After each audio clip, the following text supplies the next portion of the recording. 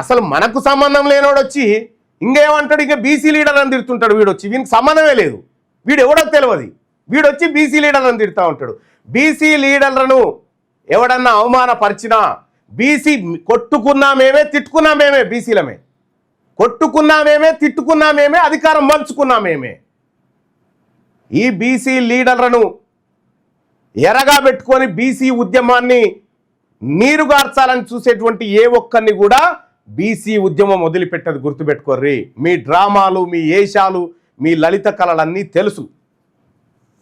నేను ఇప్పటికి కూడా చెప్తా ఉన్నా, బీసీ నాయకులారా, వివిధ రూపాల్లో మీ ప్రదర్శన నిరసన రూపంలో తెలియజేయండి. ఎక్కడున్నా ఈ మూమెంట్ అంతా జరగని, మనం ఏకమవ్వాల్సిన చోట ఖచ్చితంగా ఏకమవుదాం. ఈ మూమెంట్ జరగాలి. ఈ మూమెంట్లోకి అగ్రవర్ణం వాడు వచ్చి కూర్చుందంటే వాని ఎజెండా వేరే ఉంటాడు, వాడు వేరేటువంటి ప్రతినిధి అయి ఉంటాడు, గుర్తుపెట్టుకోండి. ఇది క్లియర్గా ఈ మాట చెప్పాలనుకున్నాను నేను. అందుకోసమే తెలంగాణ రాష్ట్రంలో అలజడి జరగాలి, ఆ అలజడికి ప్రతినిధులు వాళ్ళు కావాలని చూస్తారు, అగ్రవర్ణ పార్టీ కాదు. బీసీల అలజడికి బీసీల నాయకత్వం వహించాలి, బీసీల ఉద్యమానికి బీసీల నాయకత్వం వహించాలి.